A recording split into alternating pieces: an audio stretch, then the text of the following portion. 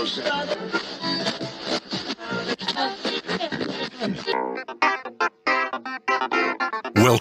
to the John Freakin Muir Pod. Lace up those boots and sling on the pack for a romp through trails, short and long. With your host and Renaissance man, Doc. It's time to embrace the suck.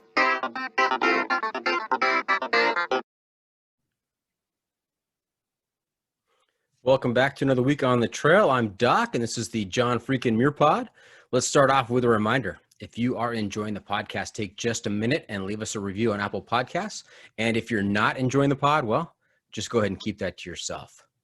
Well, this week we have a very special episode. This is the season 2 finale of the podcast, which makes this episode 50 of the season and the 100th episode of the John Freakin Muir Pod. And for this special episode, we have a very special guest. It is my pleasure to welcome Julia Rocket Sheehan to the pod. Hi, thanks for having me. Absolutely. Thank you very much for joining us. I know you are on a short time frame, and we kind of went through a whirlwind of social media DMs this morning to try and make this happen, and here you are. So I really appreciate the effort. Yes, I'm glad it could all work out. Okay. Now here on the John Freakin Muir Pod, we only go by trail names. So my trail name is Doc. It's not on my paycheck. It's not on my driver's license, but that's what we talk. That's how we refer to me here on the podcast.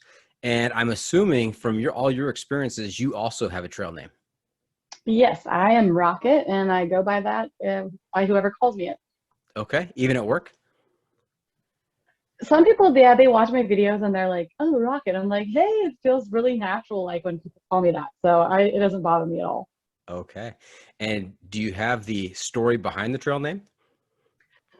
Yes, although most people think Rocket comes from like how fast or awesome I am, but my trail name is Rocket is short for Snot Rocket, and that's pretty self-explanatory. Okay. That's a twist right at the beginning. Didn't see that one coming. Yep, very phlegmy on trail. Well, I guess Rocket is better than Flemmy.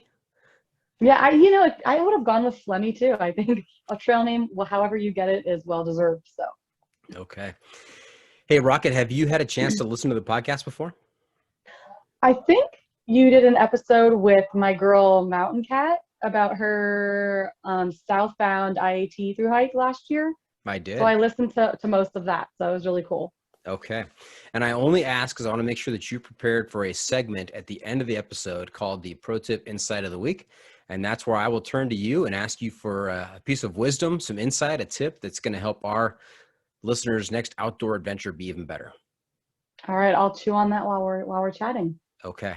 Very good. Maybe something to do with snot rockets. I don't know. We'll see. Oh, yeah. Totally. Hey, another feature we've been doing this season is the Must Bring Gear Review, sponsored by the ultralight backpacking gear company Outdoor Vitals. And here's how it works. If you were to let a stranger pack your bag with pretty much generic gear for a multi-day hike, what is the one specific piece of gear you would insist on being packed? And if you've got a particular brand for that specific piece of gear, even better. So Rocket, what is your must-bring piece of gear? I would say above all else, your pack has to be comfortable. So I would it would need to be a pack that I can wear, for 8 to 12 hours a day. My two favorites are Gossamer Gear and Light AF. Those are my two packs that I use almost exclusively at the moment. So either of those are great choices. Okay. And what are the capacity of those packs? I have a 60-liter Mariposa from Gossamer Gear. That was on my AT through hike. Since then, I've really decreased my base weight. So now I have the G420, which is a frameless pack from Gossamer Gear. I can hold up to 30 pounds safe, 30 pounds happily, and then 35 pounds is its max. And then the Light AF is the same, and that's about I think it's a 42-liter pack. Okay. So they're much smaller, but they can carry around the same amount of weight. Okay. And what is your base weight? I mean, the last time I measured was in 2020. So I think my summer weight is somewhere between 12 and 13 pounds. And then my winter weight is somewhere between 15 and 16. And how does that differ from when you first took on the AT back in 2019? What'd you show up to at, is it Springer Mountain? Did you go northbound? Yes. So I did. When you showed up to Springer Mountain in 2019, what was your base weight? I think I pinched ounces. Like I was literally measuring, and I think it was like 20 pounds, almost dead even. And, pretty quickly early on, you realize I didn't have enough stuff. So my base weight ended up being like 22-ish to maybe 24-ish pounds when I first started. Okay. And what is your preferred sleep system? Do you go tent? Are you tarp and a pad, or are you a cowboy camper? I love cowboy camping in the right conditions. No skeeters, no rain. I'm cowboy camping. For me, the fake security of a DCF or still nylon tent is just not worth the risk of not seeing stars when I wake up throughout the night. So if there's no skeeters and there's no rain, I am 100% cowboy camping. That's right. The tent and the state of exhaustion at the end of the day is a big opponent in terms of wanting to see the stars. So you can't make it to hike or midnight. You're in the tent and you wake up in the middle of the night and there's not a clear view. So cowboy camping, or if you have a tarp and you've got the pitch set right, that'll help see those stars. True. Mm-hmm. Okay. Well, hey, before we get too far down the trail, let's back up a little bit and talk about the origin story of Julia Rocket Sheehan. Where'd you grow up? What kinds of sports and activities were you involved in as a kid? And how did the outdoor thru hiking cult rope you in? Yeah, it's like they knock on your door and like, hey, ma'am, do you have a moment to talk about your Lord and Savior thru hiking? So as a child, I was very active. We lived in like a suburban, rural, forested like lot in my house. We were in the woods constantly. We camped a ton as children. We were always going on different camping trips multiple times a year. So growing up, you kind of lose sight of that. And I was a nurse working in Pittsburgh because I'm from Pennsylvania. And I just realized, man, like I'm meeting people that are my age that have terminal illnesses. And I realized that if I were to wake up tomorrow and have that terminal illness, like I would not be happy with the way I've lived my life. And I'm like, I don't want to live in this like bubble of like jobs and 401ks and pick a white fence and, the house and all this. So I just kind of started looking at different avenues, and I was just scrolling through social media and I saw a big hairy dude with a backpack on, and I was like, what is this? And the rest is complete history. I was on trail within 5 months of discovering thru hiking. And what was his trail name? Oh, yeah, people might know him. His name is Jabba. He's maybe, someone in the hiking industry that people know of. Jabba. Okay. Yeah, the real hiking Viking. So he's actually from Pennsylvania, and we met, and he convinced me to thru hike. So I owe it all to him, I suppose. Now I have reached out to the hiking Viking and have not heard back. I've reached out a couple of times. So maybe, are you okay with me dropping the name Rocket in my next outreach to him? I don't know if that will help because he is a man that sails his own ship, but you can drop my name and tell him that there's a 6-pack of PBR too. You never know. Sometimes you have to bribe him with treats. Nice. Good tip. Thank you. Now you say you grew up in Pennsylvania? I did. Yeah. Okay. And so I'm always curious to hear of the moment when the long trail first entered people's consciousness. And so do you remember the moment where you realized that there was such a thing as the AT, a trail from Georgia all the way to Maine, 2,200 plus miles, and people were actually doing this? So my sister actually introduced me to the AT. So when I first moved home in 2018, my sister, we were getting back into like taking her kids camping and stuff. So we were like looking at things we could do. And she said, there's people that go on like multiple day backpacking trips. And I'm like, that sounds terrible. I absolutely would never want to do that. She's like, yeah, there's this trail and it comes through our state. It's on the eastern side and it's called the Appalachian Trail. I'm like, whatever. I don't really care. Like, that sounds horrible. I would never want to go live in the woods with a backpack on. And little did I know within 12 months I would be doing that. So yeah, she kind of brought it up and I thought, well, maybe we'll go for like some weekend with the kids. And I just kind of pushed it off until I kind of discovered it through my own channels. Okay. So how I'm interested to hear about that evolution of that sounds terrible to hiking the AT 12 months later. How did that happen? Most of my ideas either start out as great ideas that end up being terrible, or sound like terrible ideas and end up being amazing. For instance, nursing school, had no desire to ever be a nurse. A friend of mine talked about wanting to go, and I was kind of sick of my job. And I have the GI Bill because I'm a veteran. And I thought, like, I don't really want to work right now. So why don't I just go to nursing school with you on a whim? And it ended up being an amazing opportunity. So sometimes I just have to make my own path to that experience. So I don't know. It sounded like a bad idea because I hadn't really fully immersed myself in like trying to get outdoors again. So once that happened, it just kind of was a snowball rolling downhill. Okay. And let's talk about your military service. What did that entail? Which branch of the service were you in, and where were you stationed?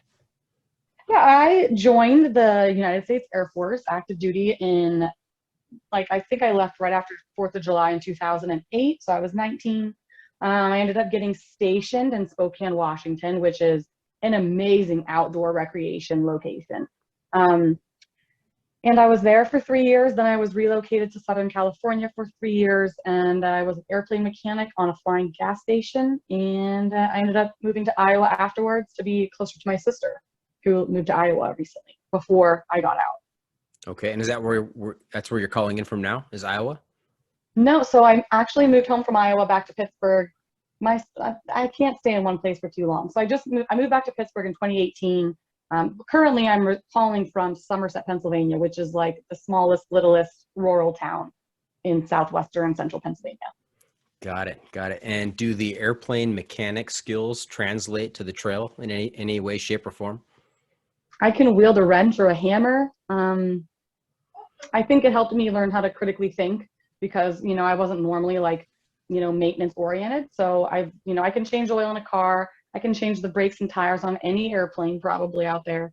And I think it just helped me like think critical and like thinking through problems in a different way. So in some ways. Now, just to clarify, you don't bring a wrench or a hammer on the trail, do you? That seems like it'd be extra weight. I do not. That does not go towards my base weight. Smart. Okay. And so you said you're also a nurse now, huh?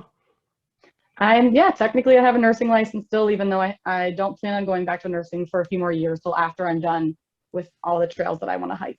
Okay. And do you have a specialty? What area of medicine are you involved in? Or would you like to be? I'm an emergency medicine nurse. So the year of COVID, I started working in an emergency department and absolutely loved it. And don't really see myself doing any other type of nursing for a while. Originally was a post-operative neurosurgical nurse. So brain tumors and cancers and stuff, and people who had just had like really large brain surgeries. And then we moved to the emergency medicine. So a lot of really heavy stuff, but really rewarding in certain ways. And what is the traffic like in the emergency room where you were a nurse? Was it fast and furious? I mean, there's a lot of stuff, all kinds of stuff. In downtown Pittsburgh, we're seeing hundreds and hundreds of people a day. I mean, I could go through between 10 and 30 patients in a 12-hour shift that I'm personally caring for myself. So it's very fast paced, very high volume and frequency. Wow. So my oldest daughter is a nurse, and she went the labor and delivery route, although she didn't put that down as her top 3 choices. And she went on this huge interview where they were hiring nurses, and they had people from every department, and they asked her to put down her top 3. And she was, emergency room trauma nurse.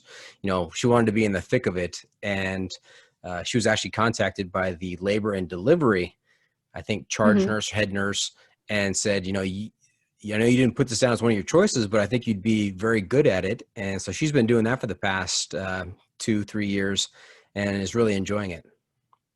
Sometimes you just have to be told what you like. I mean, labor and delivery, I personally don't know if I could ever deal with newborn babies, although they are squishy and adorable. But I think there's a type of nursing for all nurses, and that makes me really happy that she found a realm that makes her happy. So that's awesome. Yeah, we have to tell her at dinner not to talk about work, though. Yeah, and a lot of the things that nurses see and can talk about, hiker related, because we always have the bodily functions talk.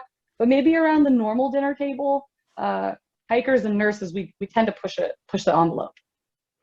Absolutely. All right, let's get down to your hiking resume. So prior to the Appalachian Trail in 2019, had you done any significant multi-day long distance hikes? Nope, not a single one. The AT, my first night on Springer Mountain was my first night backpacking. Wow. That's incredible. I've talked to just a very few number of people who have decided to go whole hog and have their first overnight experience on a long trail. Yep. And it somehow paid off for me because now I'm absolutely addicted to the life of thru hiking. So it worked. It worked. And what kind of training did you do leading up to the AT? I originally started running just to try to get myself in shape, and I gave myself IT band syndrome.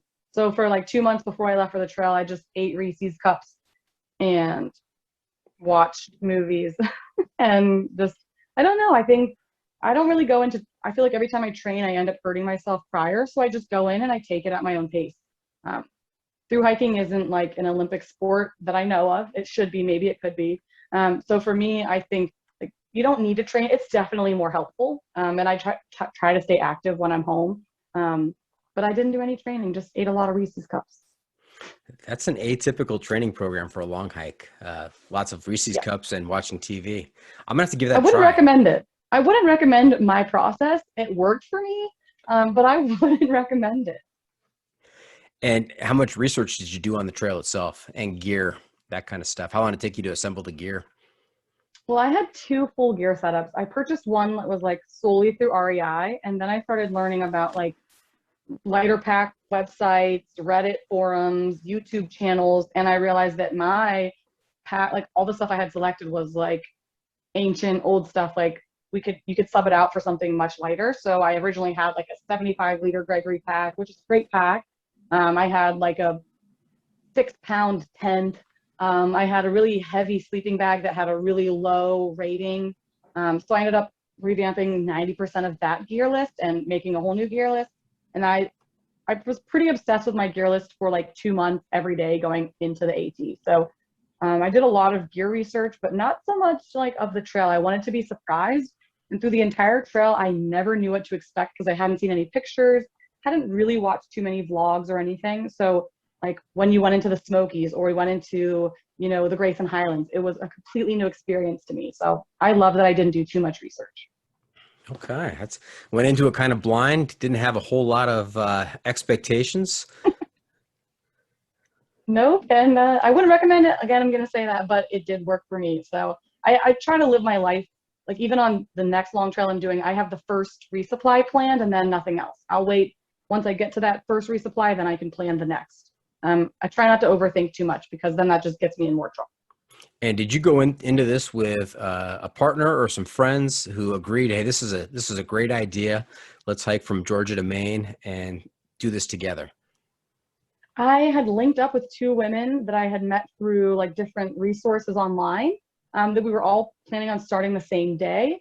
Those two women, they had done much more research than me. So I probably owe my early success to them because I just kind of rode their coattail, and whatever they did, I was like, I'm going to do that too. And it ended up being very helpful. So my friend Aspen and my friend Binks, we all met, and it was just like a trio of chicks just out trying to figure it out together.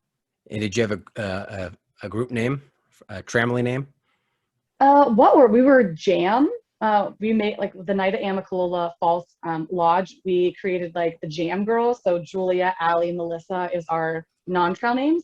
So we just called ourselves the Jam Girls. And then, yeah, we were just having a blast, just the three of us, and kind of just trying to figure it out as women together.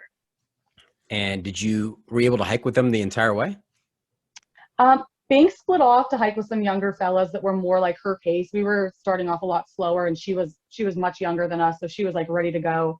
And I hiked with her later on in the trail. I linked back up with her, and then I hiked with Aspen for like 500 or 600 miles before we kind of just made our own decisions and went our own way. So, but I was supposed to hike the long trail with Banks Melissa this year, but I had some personal things going on that I couldn't get away until just now that I'm leaving in a few days. So. Okay. And what did your family think about this adventure, this 4 or 5 month adventure, 2,200 miles off on your own there? They had a money bet going on how quickly I would quit, and happy to prove all of them wrong. I think my lowest amount of days was my sister was convinced I would quit in 10 days. Because she knew a guy who would quit in 10 days. like from some other guy who was much more outdoorsy than I. And then my mom had me banked for at least halfway. So I proved everyone wrong. That's fuel to the fire, right? I mean, people betting against you.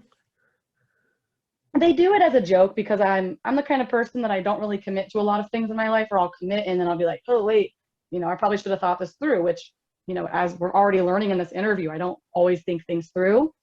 So they weren't wrong, but it also made me like more competitive of like, I at least have to prove them wrong. But then I ended up really loving it. So it wasn't really a competition with them. But they obviously supported me, sent me resupply boxes, snacks, whatever I needed. They were very, very supportive. So after the initial joke of how quickly I would quit, they were 100% on board with it. And when you embarked on the AT, did you already have in your mind that if this went well, we're going to do another long trail, or maybe all three? Absolutely. Yep. So I know that you're going to do the CDT in a week. Well, you're not going to do it in a week. You're going to leave in a week and and knock that out. So when is the PCT? If I can swing it, so I'll be going Sobo, so I won't have as much time to come home and save money. But if I can swing it, I'll be going northbound next spring. Okay, 2022. Fingers crossed. Very good. Now, I know you didn't do a lot of preparation for the AT, but you had to have some expectation of what you might be exposed to out there, what some of the challenges might be.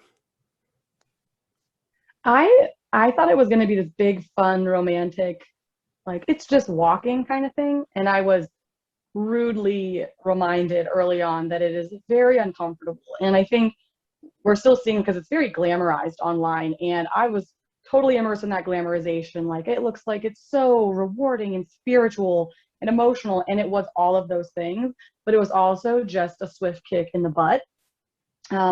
So I was expecting just like lounging days in the sun and swimming in alpine lakes and, just having a good old time when, yeah, you have those, but it can be very grueling and physically demanding. The rain, to this very day, if the forecast is calling for multiple days of rain, I will 0, 00, 000. I don't care. I've earned my cred from the AT that I don't have to do that anymore. But yeah, your feet always hurt. Your knees and back are always sore. You're always hungry and tired. So, I wasn't expecting all of that. But other than that, it's a great time. Other than that, it's the best thing. Well, even with that, it's the best thing you'll ever do. That's right. And when did reality set in? Which day? Day one? Day one was just like, oh, we're having so much fun. We're all completely underprepared. And then it was before we got to Hiawassee, my face had started swelling overnight from either the down, the sodium, the cold weather. And by the time we got to like miles 60 or 70, I was convinced that the trail was trying to just kill me. My lips were chapped and bleeding. My face was swollen every morning. I could barely see. I had insane heartburn from just eating the like processed and preservatives and all the food that I normally don't eat. And I thought probably around that point that it was like, okay, I'm probably going to be one of those people that quits early on. So yeah, within the first week, it was a big reality check. And what was the first night like? I know it's sleeping on the trail is always a problem for me. I always the first few nights, it's tough getting to sleep. And so I do a lot of tossing and turning. How was it for you that first time? Since this is your first overnight backpacking experience. Yeah. Well, in March, it gets dark around like 5 to 6 p.m. still, I think, if I'm not mistaken, or whatever time. By the time it had gotten dark, we were already in our tents. And I remember I take melatonin, and I've been taking melatonin as a nurse with a rotating schedule. So for me, I take melatonin and it works 100% of the time, every time. So I take melatonin and I had a beautiful 12 hours of sleep. And I remember waking up thinking like, wow, this is amazing. But then as the trail goes, we all know that I still have trouble fully sleeping because you're like laying down for like 12 or so hours, but how much are you really sleeping? So that was also a challenge, like learning how to actually sleep for 12 hours. Yeah. Biggest concern, biggest worry before taking on the trail?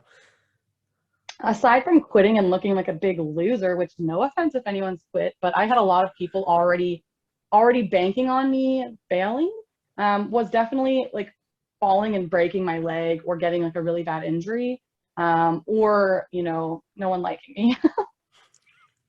I hear from a lot of people that bodily functions are one of the biggest worries as before they set out. You know, I've never been like, my family were very open. So for me, it's like, I'm gonna have to dig a cat hole. So just get it out of the way. And then I learned a really great process. And that for me, it just, you know, if someone catches you with your pants down, I mean, we're all human. Most of us have bodily functions that are identical. Some of us have other medical challenges, but everybody poops in one way or another. Everybody pees. So I think we should just erase the stigma of if you see someone pooping in the woods, like, you poop in the woods too. So it doesn't bother me. Yeah, I think we've all had that moment where we think we're off the trail, and yet the trail kind of bends back around, and you're like, "Oh, hey, how you doing?"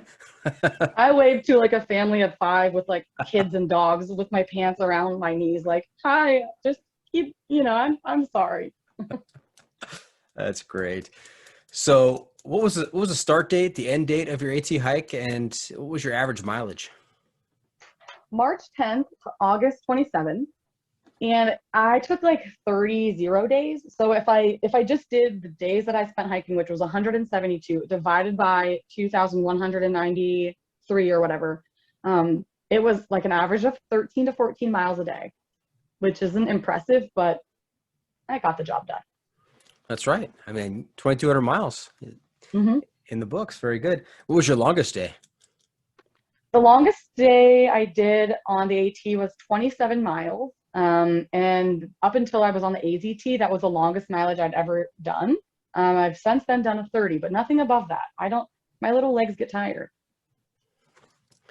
That's right. Yeah, I was just looking at my notes and I realized that I forgot to put in the Arizona Trail. I do want to talk about that. When was the AZT, so I can get it in chronological order here?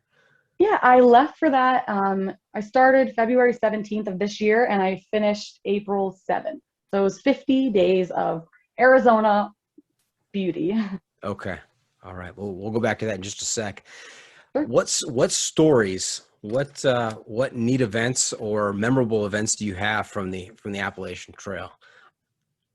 There's so many. It's hard to just pick out a few. I met a Army pilot who had hiked the year before, and we became fast friends. I met him in the Shenandoahs. He lived in Boiling Springs, so when I got there, we linked up and he did some trail magic. And we just developed like a friendship over, like, he would message me like, "Hey, if I'm correct, you're probably around this area. Like, this was my experience on the trail." And he actually offered to had a personal 6-seater airplane, and he flew up and flew us home from Millinocket after we summited. So that was probably the coolest, most unique experience, I think. I don't know anyone else that had a friend fly up in their own airplane to bring me and a few friends home, but it was absolutely wonderful because he flew over the Appalachian Trail. And so we got to see it from the sky after we had just hiked it. So it was really, really wonderful. That is cool. That's epic. Mm-hmm. Yeah, epic. Epic. Yeah. And any moments out there, any times where you thought, you know what have I gotten myself into? How am I going to get myself out of this? You know, pretty much every day I kept thinking, like, what did I sign up for? You know, and half the time you're 10 miles from the nearest road and you think, okay, but when I get to that road, I'm definitely quitting. And when you get there, you know, there's like a Gatorade and you're like, okay, I'm not going to quit. But there were some days in Pennsylvania where it rained for the 15 days we were in PA. It rained at some point every day. And we were falling and hurting, you know, cutting ourselves on those rocks. And that was when I kind of decided that, like, it's a lot. And that was when I kind of decided that, you know, I don't know if I really love this. You know, it's much more painful and challenging on slick, wet rocks, but we've survived. Okay. And I know there's shelters along the AT. Did you spend each of your nights in a shelter, or did you camp outside the shelter, or were you in between shelters? How did that work out for you? I generally tried to go to shelter areas because of community, fire rings, sometimes bear hang pools, and water sources. I only slept inside a shelter probably under 7 times just because of snoring and mosquitoes and mice. I generally slept in shelter areas with my tent. Never cowboy camped on the AT, actually. But yeah, I only stealth camped totally alone 2 nights on the entire trail. where I was at like a stealth site away from everyone else. And those are my 2 best nights of sleep though. So maybe that means something. Okay. Now, the AT is very close to a number of cities and towns along its length. Was it crowded in 2019? Were there a lot of people on the trail? I think the year we hiked, it was like the highest number of hikers to date. I think like 4,500 to 5,000 people had registered through the ATC. So we were like the biggest class, and a large percentage of us, I think over 1,000 people completed the trail, making it one of the most successful classes. So I'm very proud to be part of those badasses that, we kind of raised the percentage of people that finished. Very good. Any type 2 fun out there? Every day. Every day. I had not heard of the different types of fun until about a month ago when I did an interview with Tayson Whitaker, and he talked about the 3 types of fun, and it totally makes sense. But I now asked that question, and people seem very familiar with that. So I wonder where I was that I was not familiar with this. Yeah, it's definitely there. Glad you learned about it though. And I had an interview with Ginger Balls a couple weeks ago, and he's a Triple Crown hiker. Are you aware of him, or do you know him? I think I was just like scrolling through social media and kind of learned of him recently. There's so many wonderful people in our community. It's hard to like link up with all of them. Yeah, he's quite a character. He just finished the Hayduke Trail, which he classifies as type 4 fun. Yeah, a couple people I met on the AZT just finished the Hayduke, and it looks stunning. But I also heard you have to like bury your own food like months in advance. So I don't know about all that. Yeah, and actually he's going to correct me because I know he's a frequent listener. It wasn't the Hayduke that was type 4 fun. We were talking about the Barkley Marathons, and he said that would be type 4 fun. So yeah. I just watched the Race That Eats Its Young on Netflix or YouTube. Yeah. I like cried watching that from the guy that came in the wrong direction and he was going the wrong way, and I just thought, no, like what the hell? And I just remember crying, like this guy deserved that dang whatever, I don't know, whatever the guy gives out, but it was touching. Yeah, my listeners know that I'm borderline, maybe not borderline, I'm obsessed with the Barkley Marathons. I actually have had the chance to talk to 3 people who have participated in the Barkley Marathons, and these people are top-notch athletes. I mean, just world-class trail runners, adventurers, and the Barkley just eats them up. And the 2 documentaries, it's kind of telling that the 2 documentaries, the 2 popular ones, are The Race That Eats Its Young or Where Dreams Go to Die. I can't remember which one is the one that I watched. The one where the guy comes in the wrong direction. Where Dreams Go to Die is the story of Gary Robbins and his 2-year quest to Yes, that's the one I watched. Yes. Yeah, that's the one. Okay. Yeah, and he comes in the wrong direction at the end, and I'm like crying. But the other guy who like almost died the year before actually finished. Like, right. Oh, it was amazing. So good. So good. I could never compete. I'm not physically at that level, but I would love to do like a 1/10 size version of that called like the Baby Barkley, maybe, where like normal people like me can go out and try to scavenge hunt for like these book pages and stuff. That would be. So I talked to somebody who actually did a single loop on the Barkley as part of like a summer camp event or training event. And so that exists. I don't know if it's called the Baby Barkley, but there is a shorter version of that where you get a lap in. So might want to look into that. I mean, once you're a triple crowner, I mean, what's next? You gotta up it a little bit. I don't know. National Park Tour, Europe. There's so many. Scotland. I don't know. We'll see. How about the Mont du Blanc? Tour de Mont Blanc. Tour de Mont Blanc. Yes. Yeah, that looks amazing, and it looks like it's relatively like just fun, like just type 1 fun, where it's just fun. Yeah, I would love to do that. Or, what was the other one? The Camino would be something I would do later on, just have fun. But maybe go to Nepal. I think that would be amazing. A friend of mine was in Nepal and showed me like his YouTube video, and I thought like, why am I in the United States? I gotta go somewhere else. But for now, I'm very happy with the 3 trails we have. Yeah, a couple things. I just talked to Dina Zabaldo a few episodes ago. She was the 2013 World Guide Award winner. And I I knew she had won the award, but I didn't realize that the award only goes to one person. So she was the single person on the Wow. planet that year that got that award for her job leading treks in Nepal. And so it's a Wow. great conversation about her time in the Peace Corps, and then after the Peace Corps, staying there and guiding groups up to Everest Base Camp and around there. She never went to the top of Everest, but she spent a lot of time at 20,000 feet, which is remarkable. That just sounds like it gives you a headache. Yeah. She told some stories about people in distress at that altitude. It can be scary. Absolutely. That sounds amazing, though. I want to meet her. And just for our listeners out there who are wondering what is type 4 fun, what's type 2 fun? So type 1 fun is you're having fun while you do it, but you don't really talk about it afterwards. Type 2 fun, as I understand it, is you're not having fun when it happens, but boy, you like to talk about it afterwards. Type 3 fun, which I would debate whether or not it's fun, is you're not having fun doing it and you're not having fun talking about it. But it's like you laugh because it's so horrifying. You're like, oh, we did this and I almost died. Ha ha. Yeah. And type 4 fun, according to Ginger Balls, is I'm embarrassed to say that I even considered doing this. So. Or you could just say type 4 fun is the Barkley. Right. Enough said. It's self-explanatory. Yeah. Not Done. Fun at all. Not fun to talk about. Absolutely horrifying, traumatizing. And you're glad you survived it. That's right. Now, before we leave the AT, can you take a look at that 2,200 mile journey and come up with a top 5 moments from the trail? Okay. Top 1, Summit in Katahdin. Beautiful peak. Baxter Peak is so stunning. Go on a good day. Wait for a good day. Okay. Hang on. Before you go to 2, I have to ask, at the end of this long journey, epic journey that people had, betting against you, you're not going to make it.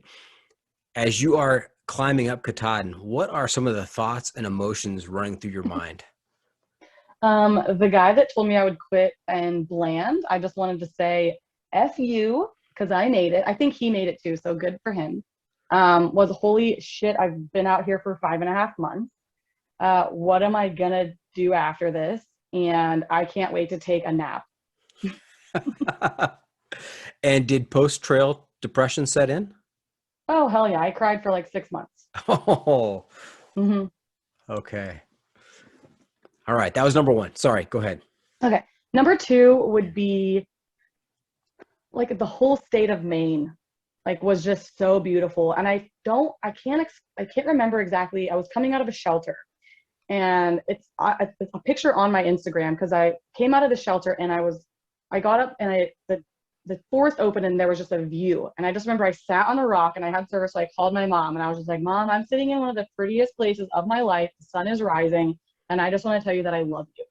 And it was just, this day is like seared into my mind. These just like big granite slabs and like these big forests. And there was alpine lakes out, on all directions. And I just sat there for like 30 minutes as my trail family like walked past. And I'm like, you guys go, I'm sitting here for the morning. And it was just a really special moment that I got to like be by myself and talk to my mom.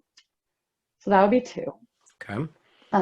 3 is hands down the Grayson Highland ponies because they are adorable. 4 would be the time I almost died on the Roan Highlands because that's a very epic story.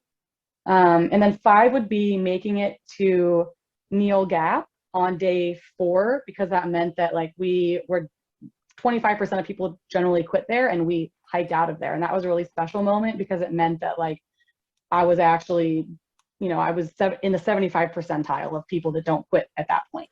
So I was very proud of myself. Very good.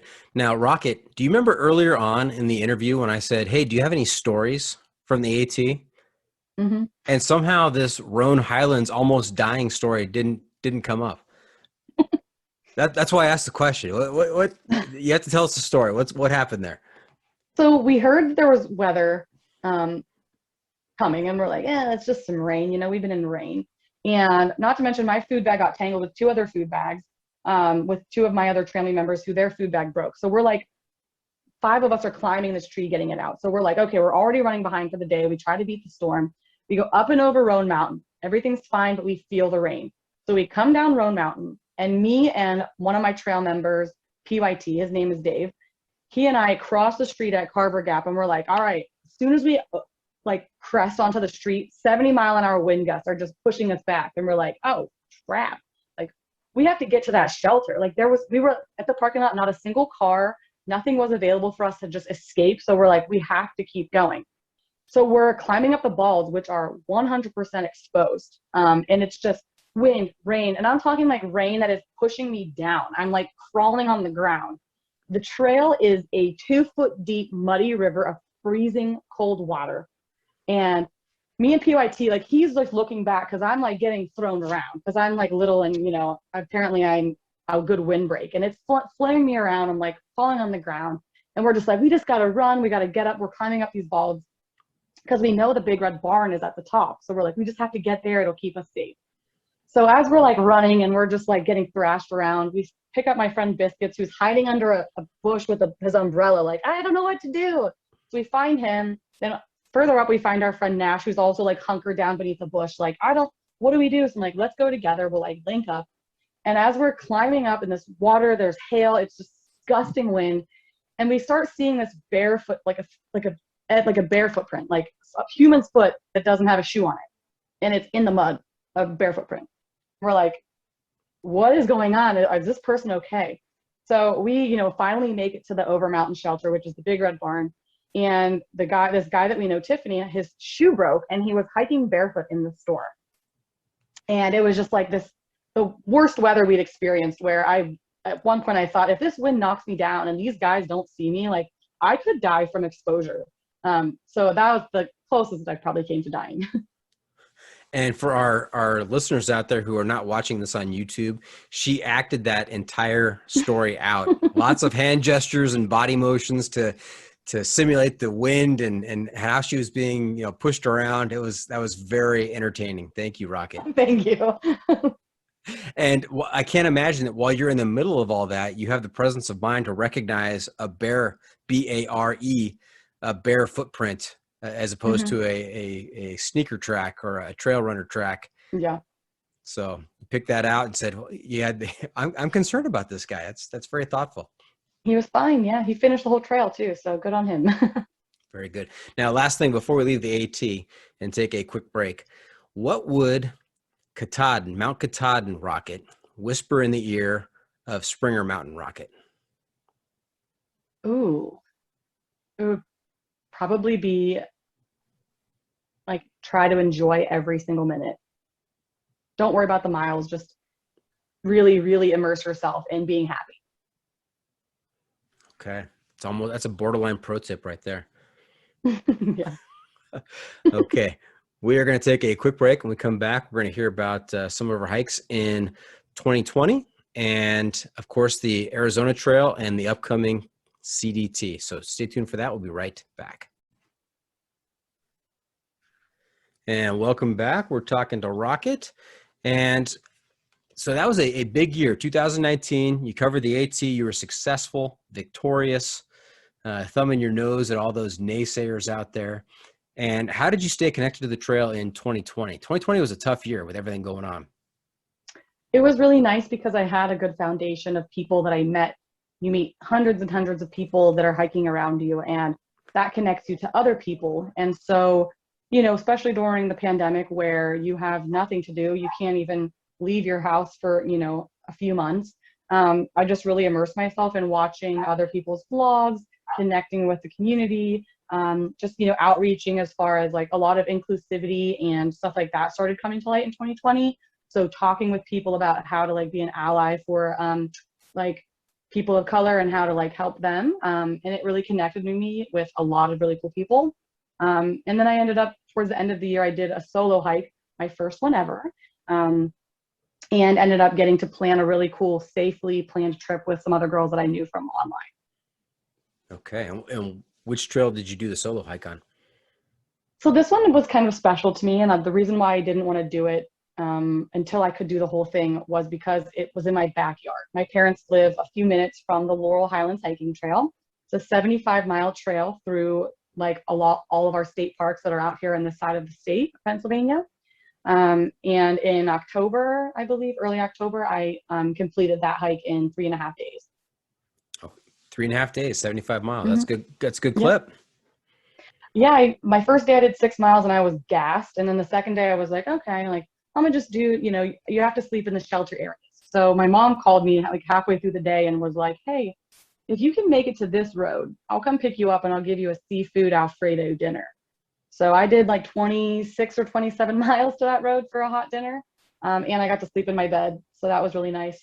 And then the next day she said, if you do another 25 miles, I'll pick you up for ice cream. So of course I did another 25-mile day and I got to have ice Boy, the incentives. Very nice. Way to go, Mom. cream. Yep. She was my little crew for my little Laurel Highlands adventure. And is that a popular trail? I mean, is it crowded? I would say in Pennsylvania, it's probably the most popular trail out in this area because it's a great length. It's very easy terrain. The first, depending on which direction, all the elevation is in the first or the last 6 miles, depending on which direction. I did it the hard way, all the hard stuff first. It's very popular, but when I did it, I only saw one other human on the entire trail. And that was actually, I really enjoyed that because it was just me, my thoughts, the trail, and it was really special. Yeah. So take us through that. I mean, how was that hiking alone? What, I know when people are out there without, close proximity to a lot of people and having conversation. I mean, you spend a lot of time in your head. Were you working on things out there or what? Yeah, I think the first few days, like the first day or so, I always try to, like, when I start a through hike or any type of like adventure, I always try to get my head right first and like spend the first few days just like getting my brain kind of recalibrated to the way I live on trail. And then of course, I do the music and podcasts and audiobooks. But yeah, a lot of it is just like, hey, like, let's process this year. It's been rough. Not only did we have a global pandemic, but everyone else has their personal problems in their world. So it was a lot of like little micro meltdowns for me over 2020, and just getting to be on trail at like Rocket got to kind of like, hey, I'm still here. We're still doing this. So it was really nice. And being alone kind of sucked, but my mom was there at the end of the day with snacks and treats, so that really made up for it. If you haven't seen this YouTube video called Why, and then in parentheses, Do I Hike? Why Do I Hike? By Nicola Horvat, also goes by the trail name Tesla. He does a very good of kind of taking that whole topic on. And he talks about not only are we dealing with the outside wilderness, but we also deal with the inner wilderness of our mind when we're out there, which is a very interesting concept. Wow, that is amazing. I never thought of it that way. Yeah, and I asked the question, of course, which is a more difficult wilderness to navigate, and for a lot of people, it's the inner wilderness. Oh, absolutely, yeah, that's a thick forest. Yeah, that's right. We don't want to venture in there too often, and when you're on the trail by yourself, alone with your thoughts, that's where you go. Yeah, but it also helps me think clearly. So in my normal life, when I'm anxious, sometimes if I just go outside and I stand in the forest, like all of those like intrusive, conflicting, like not good enough, you're stupid, like this isn't really what's going on thoughts, they like mellow down, and it's like, oh, I can actually think clearly out here, and maybe things aren't so bad, or maybe I am overreacting or whatever. But I find nature helps me take a breath. Yeah, I think nature puts things in perspective for us as well. So Absolutely. yep. Okay. And then you also had the chance to venture out west in 2020. Tell us about that. Yeah, so two women that I had met through social media, we linked up and we thought like, hey, it's numbers are down. It might be safe for us to link up and go hiking. So we picked a trail that would have no one else on it in November, which was the Oregon Coast Trail. So my friend Becca, Little Skittle, and my friend Maggie, Honey Badger, we flew to Portland, Oregon. I flew, I think Maggie flew, and then Becca drove because she's from Tacoma. And then she picked us up and we drove to Lincoln, Oregon, and we went hiking in November in Oregon. And it was so stunning and beautiful. I'd never been to Oregon like that before. So I'm like looking at apartments in Bend, every couple of months, like, when am I moving there? Yeah, you may have seen my reaction when you mentioned Little Skittle. She is a former guest on the podcast here. Yeah, she is, by the way, she is one of the most inspiring people. She I don't think she knows how to judge people. She's the most kind, sweetest person. And I'm actually hiking with her on the CDT, and hopefully some of her good juju like rubs off on me. Yeah, she was incredible. She talked about her time on the PCT. She hiked for a time with Ginger Balls and part of some of the Wounded Warrior project there. Ginger Balls was not part of that, but he was hiking with them for a while and told us how, that's how she got her trail name. They tried to give her Rainbow Warrior, but she didn't think that, since she didn't have military background, she didn't want to take on that trail name, and they ended up calling her Little Skittle. So yeah, she was incredible. She was great to talk to. Lots of great stories. Really enjoyed her story about how she broke her fall with her face while she was crossing a river. Oh yeah, that was rough. Yeah, the pictures were pretty tough. Mm-hmm. And so, how long is the Oregon Coast Trail? Oh, okay. So I am not a good researcher, as we've previously discussed. It's either close to 300 or 600 miles. I want to say it's in the realm of 500 or so. Okay. But I am not the person to ask. We only did about 75 miles of the Oregon Coast Trail, some which included like really long road walks where we hitched because, it's winter and we didn't really care. But holy buckets, if you have a chance to go out to Oregon and do some hiking along the ocean, the sunsets were enough to just have, like, we would just sit on the sand in the cold, in the wind, and just watch the sunsets and just set up our tents on the beach. And it was amazing. Amazing. Holy buckets. Holy buckets. Okay. Very good. Which brings us now to 2021. And earlier this year, we talked about it a little bit earlier. You took on the Arizona Trail. And there are a number of people that I've talked to that have been out on the Arizona Trail, including Barney Scout Man. He took on the Arizona Trail this year. Yeah, he actually reached out to me for advice, but I was on trail and it was really hard to like link up. We were going to have a phone call, but the fact that Scout knows that I exist is enough for me to die happy. Very good. He's said repeatedly that one of his greatest wishes, or maybe I forget how he puts it, happiest moments, what he's looking forward to the most is walking through an airport and seeing somebody sitting there reading his book, Journeys North. And so I think it's kind of a similar parallel here where Barney Scout Man knows that Rocket exists and reached out to her. And we've literally shared words. We have spoken. We've had we've had a text conversation through like just a messaging app. But I not only bought his book, but I bought the Audible book just to support it. Oh my gosh, I cried so hard during that book. It is, just buy it, read it. I don't care. I mean, it's amazing. It's not just his story. It's the story of an entire group of people. And I wish I would have been smart enough or creative enough to think of that, because it was absolutely beautiful. So well done. And if you are listening to this episode right now and you're interested to hear more about Journeys North by Barney Scout Man, you can listen to episode 45 of season 1, where I talk to him and we do an in-depth dive into that book. And you're right, it's an incredible book.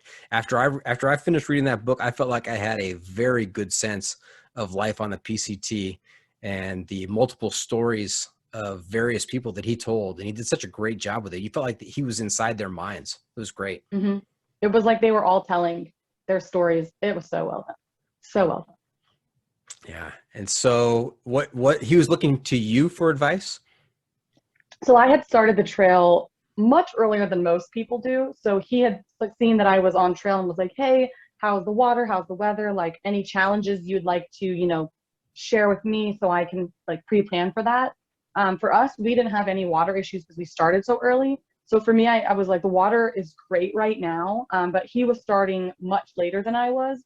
So he had probably water and heat concerns, where we were having winter weather concerns, which was miserable. But it was just really cool. I would told him, things that he could look forward to. And we just had like a brief, kind of messaging relationship. But I didn't have much to offer him because we were at a complete different like stage of the season. Okay. And did you go south to north or opposite? We went northbound. We started at the Mexican border. Most people that start in the spring go northbound, and then in the fall, people go southbound. Okay. Is that a pretty even split, do you think? Or I think so. I think so, because I think not everyone has the chance to go in the spring, and like I don't know, I feel like people are able to get their affairs in order and like go in the south or go in the fall. I definitely think I would do the Arizona Trail again, honestly, in better weather. It was amazing, and I love the desert. Love the desert. Okay, so what made it amazing, Rocket? Tell us some of those amazing moments. Cactuses, like so many cactuses. And it wasn't like the AT where it's just like up, down, up, down, up, down, roots, rocks, mud, roots, rocks, mud.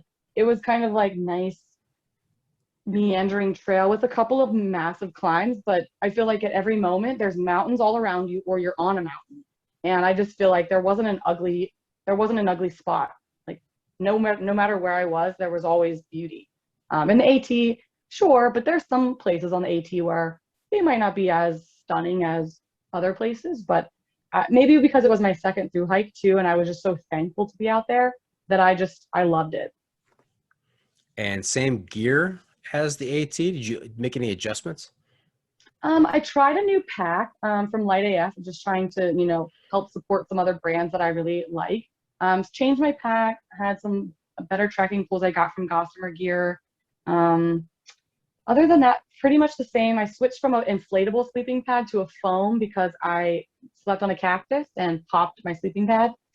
So it just made more sense to sleep on a foam, which I actually am now migrating away from the blow up sleeping pad because I sleep better, which I never thought I'd say this, on the foam pad.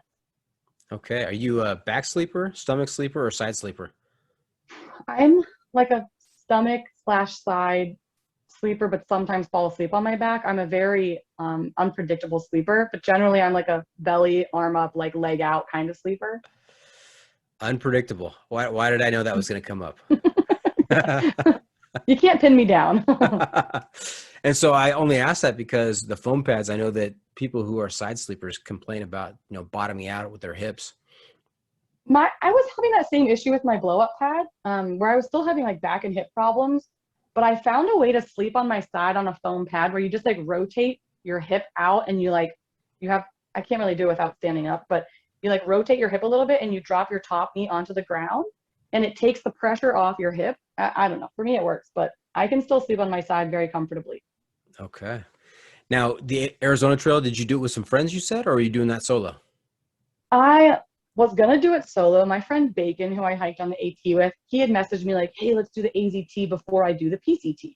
Because I had also had a permit for the PCT, but a friend had reached out to me about doing the CDT. So I had changed my plans to do the CDT, but we were supposed to do the AZT together. And then he didn't want to quit his job quite yet. So I was going to go out alone when another amazing author, his name is Kyle Roehrig. He wrote Lost on the Appalachian Trail. Amazing, really, really detailed account of his through hike of the AT. He reached out to me and said like, hey, I know you're doing the AZT. I'm going to do it too. Let's just start together. And then he had two other friends of his that he knew they were going to start as well. So there was 4 of us that started, and we were quite a little family. Okay. And did the full length with those 4? The 4 of you? So me, Kyle and I, we did the entire trail together, which Mm-hmm. I've never done a whole trail with just one person. Love him. I think there was at times where, we became so close that like we learned how to push each other's buttons. But all in all, I learned a lot from him. He is an amazing hiker, one of the strongest hikers I've ever met, very intelligent. And then the 2 other people that we hiked with, they like around mile 300 had decided that they had some other things that they wanted to do. So they kind of hopped off and did their own thing. But we met a Marine veteran. His name is Gabe, and he hiked with us from like mile 150 to the very end as well. So the 3 of us hiked almost the entire trail together, and they're like my brothers now. I love them. That's awesome. Now it's 700 miles, right? The Arizona Trail, thereabouts? It is 789, so closer to fairly, 800. yeah, 800, Okay. yep. So Yeah. by the time this year is done, if you're successful, you'll be close to 4,000 miles into those boots.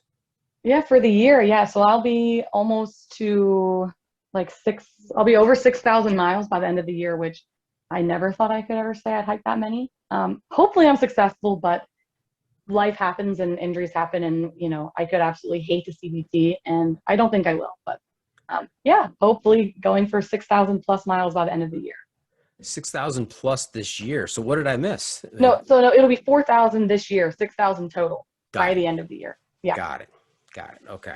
I thought, oh my gosh, I missed some other long trail. She did. Oh, didn't you know I'm doing the CDT? I'm yo-yoing the CDT.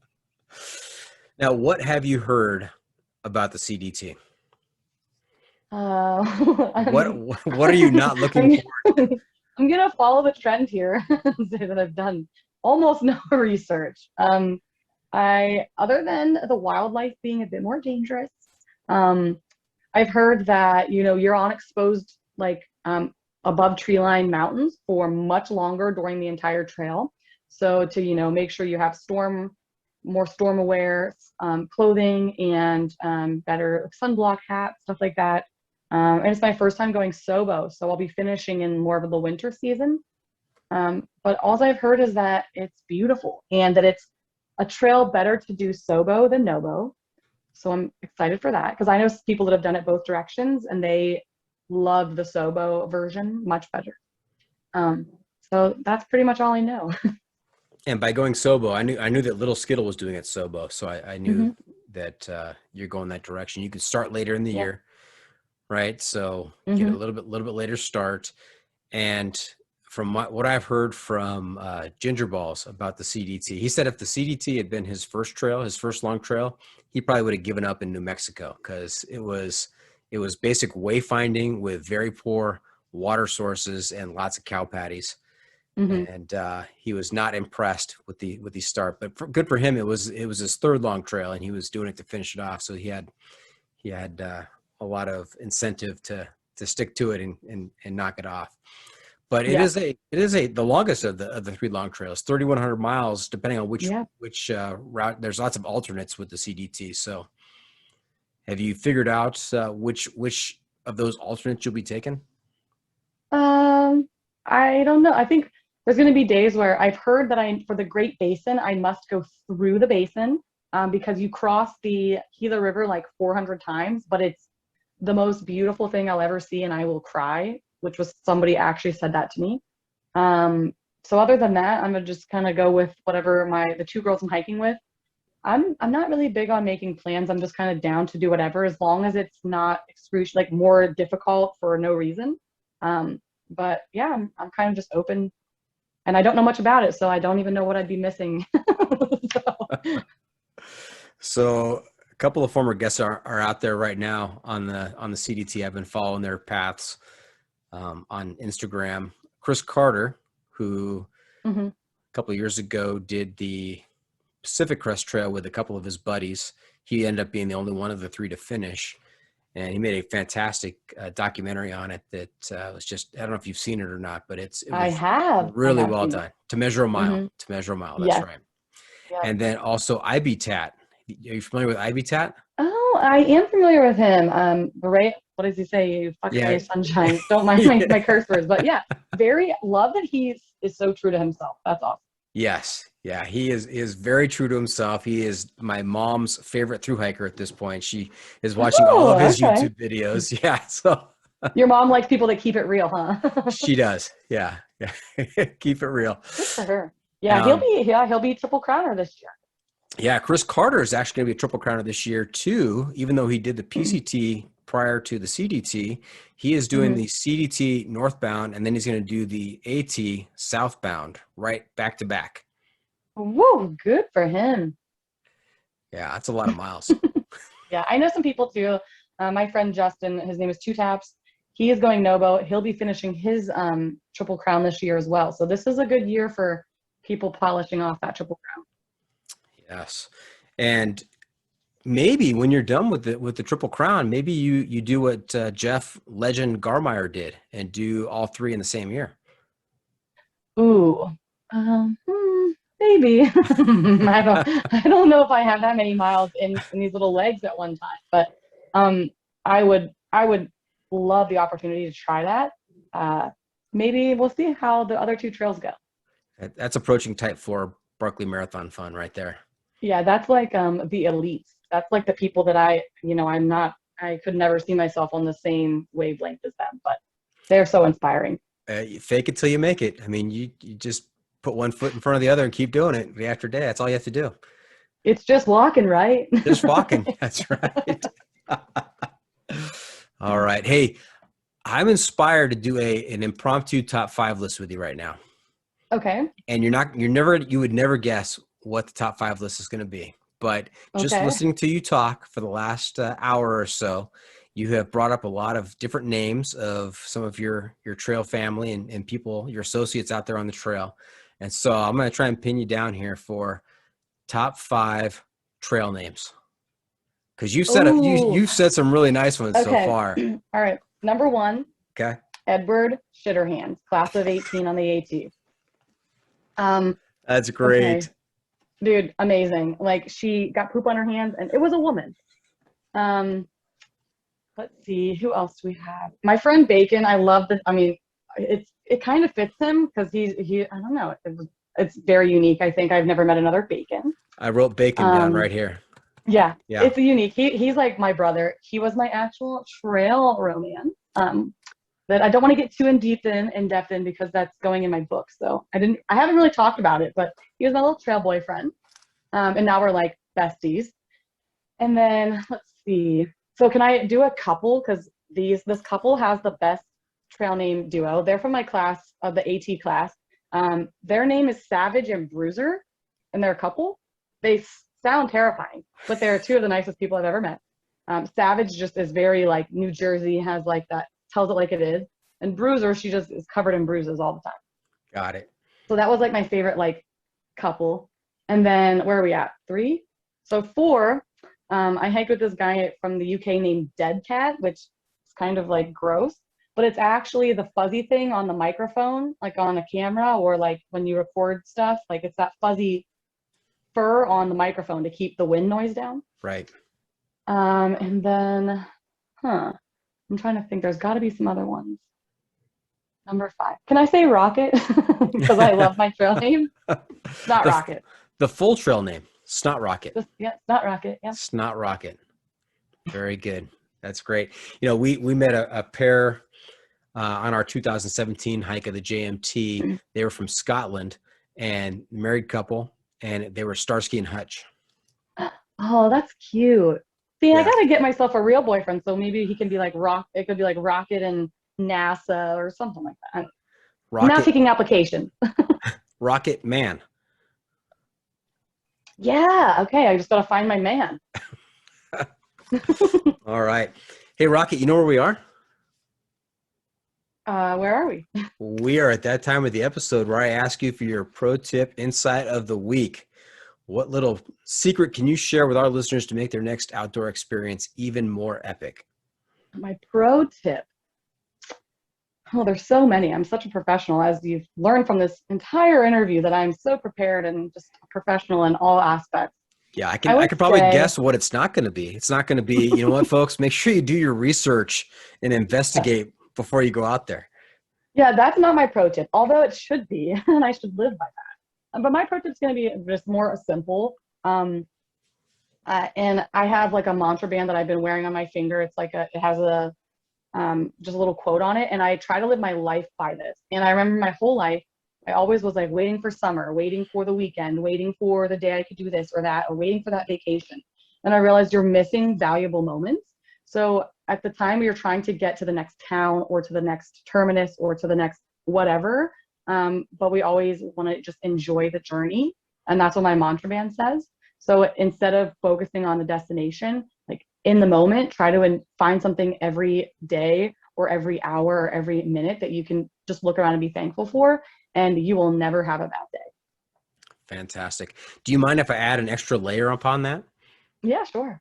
So when you are a kid, you are always looking forward. I'm going to expand this on to life in general. Ooh, okay. When you are a kid, you're always looking forward. I can't wait till high school. I can't wait till I drive. I can't wait till I'm 18. I can't wait till I go to college. What's my life going to be like? You know, when am I going to get married? What's that going to look like? You know, what's my career going to be? You're always looking forward.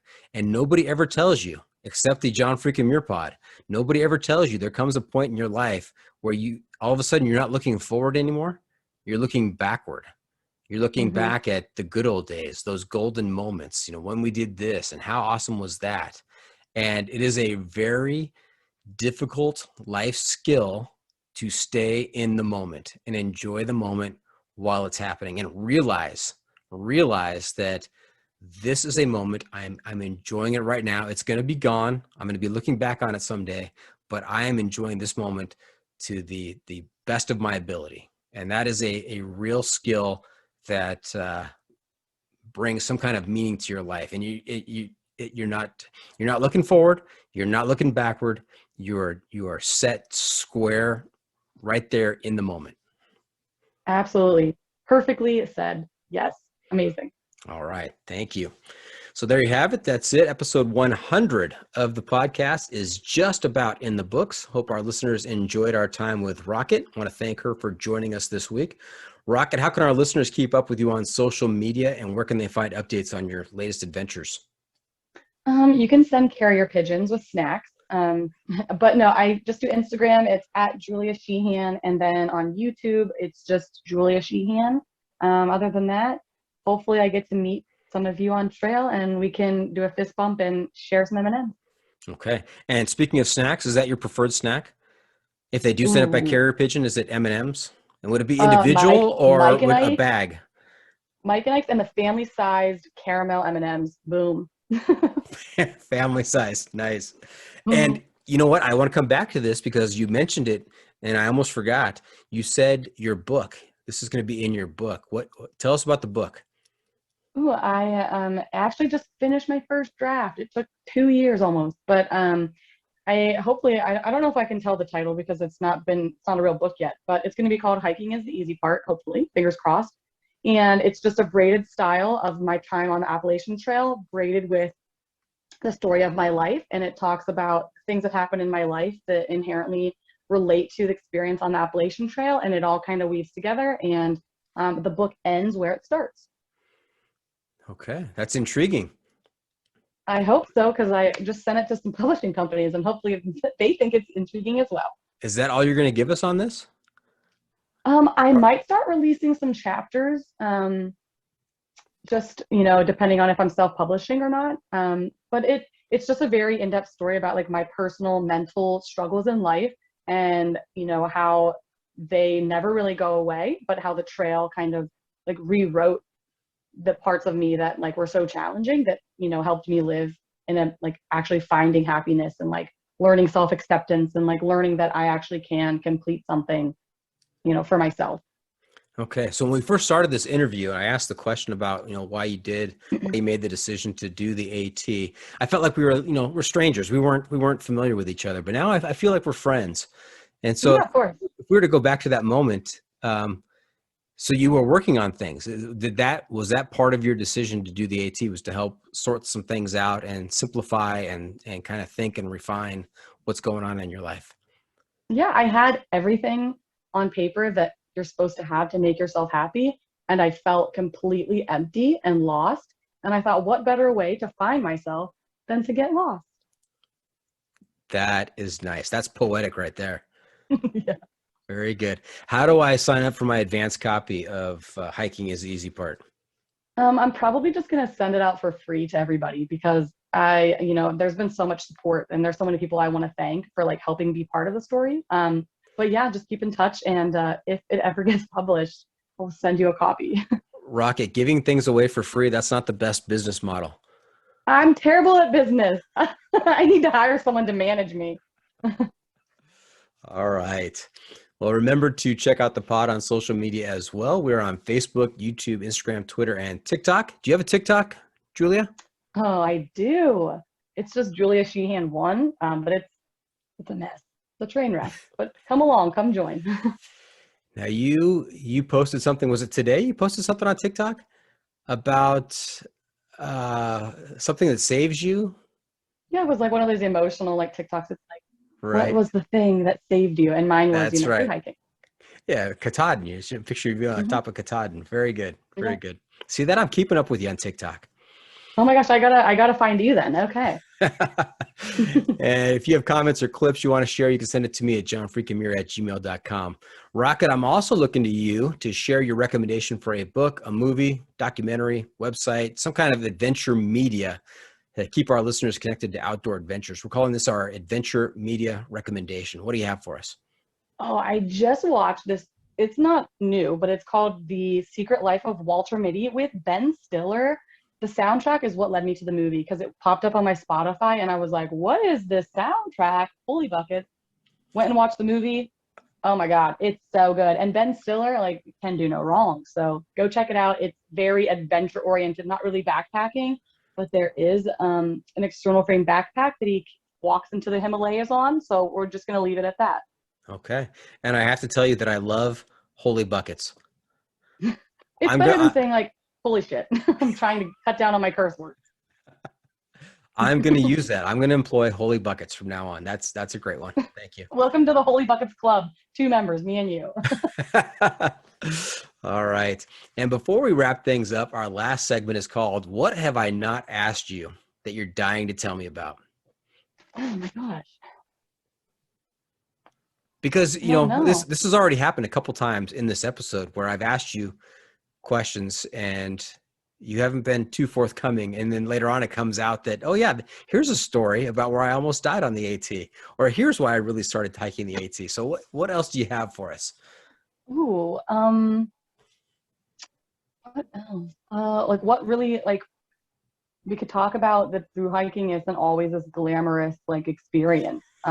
It's so over glamorized, and that's part of the reason why people like me even discovered it, because I didn't hear word of mouth, and that it can downright suck and be miserable, but it's like the best misery you'll ever experience. And that's about it. I don't have anything else more to share, I don't think. Okay. I was just gonna wait, see if anything else came up. All right. That's a trick at getting people to confess to murder. You just be quiet and they just keep talking and they talk themselves into a confession.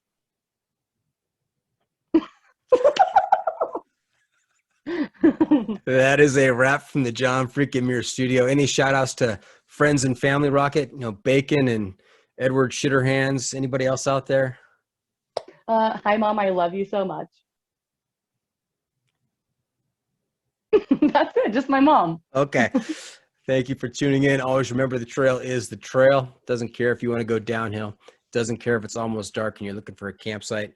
The trail is the trail. Embrace the suck.